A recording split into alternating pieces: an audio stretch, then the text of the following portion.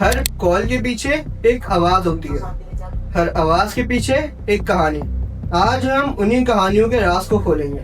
रात के 8:55 हो रहे हैं। अब्दुल्ला उठता है, चाय पीता है। पीछे से माँ की आवाज आती है, बेटा टाइम पे खाना खा लेना।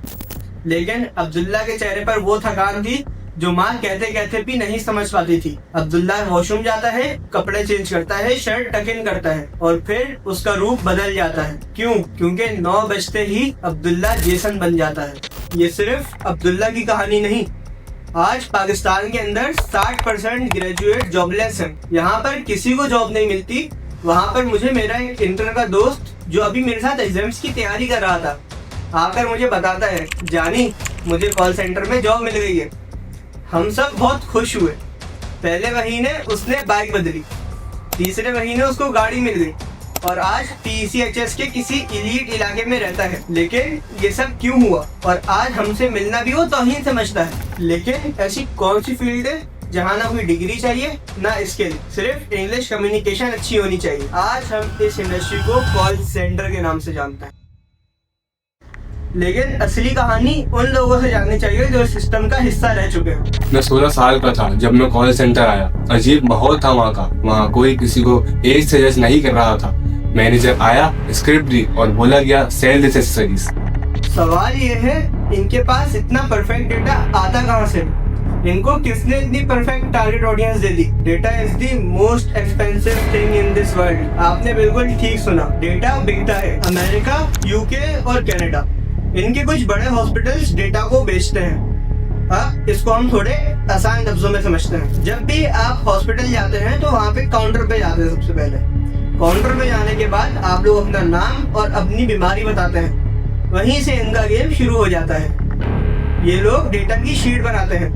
15 साल के मरीज का डेटा तो सस्ता बिकता है, लेकिन वही 70 साल के बुजुर्ग का डेटा उतना ही महंगा। क्यों? क्योंकि बुजुर्गों को बेवकूफ बनाना आसान होता है।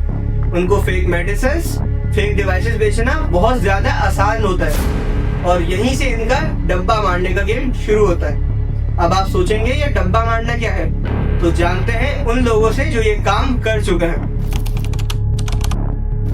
जब क्लाइंट की इंफॉर्मेशन हमारे पास आ जाती है और हम उसको ऑलरेडी पिच कर चुके होते हैं, उस पॉइंट पे जब वो हम पर ट्रस्ट करना स्टार्ट करता है, तभी हम उसके कार्ड एम्प्टी करना शुरू कर देते हैं और इस प्रोसेस को ही डब्बा मारना कहते हैं। सबको पता है ये हराम है, लेकिन फिर भी हर गली हर फ्लोर्स पर हजारों कॉल सेंटर्स चल रहे हैं। अरमगान मुस्तफा आमिर केस में जब पूछा गया कि अरमगान के पास इतना पैसा कहां से आया, तब FIA ने कॉल सेंटर के खिलाफ एक्शन लेना शुरू किया।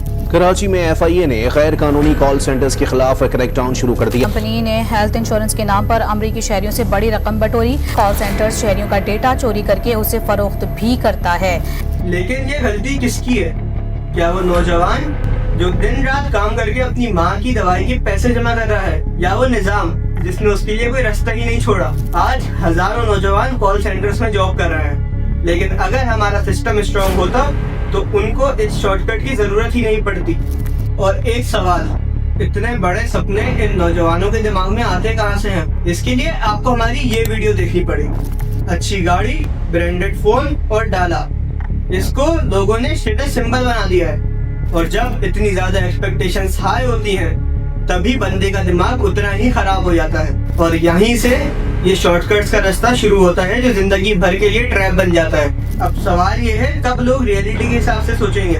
कब लोगों के जहन से ये डाला निकलेगा? ओह हाँ, डाला कल्चर, कि ये एक स्टेटस सिंबल है या ज़हनी डिजीज? इस पर हम किसी और तबसरे में बात करेंगे। लेकिन अभी के लिए हमें इस निजाम को बदलना होगा और हकीकत के हिसाब से सोचना होगा और इन शॉर्टकट्स को बंद करवाना होगा। अगर वीडियो पसंद आई हो तो वीडियो को लाइक और चैनल को सब्सक्राइब करना मत भूलिएगा। मिलते हैं किसी और तबसरे में, तब तक के लिए अल्लाह हाफिज।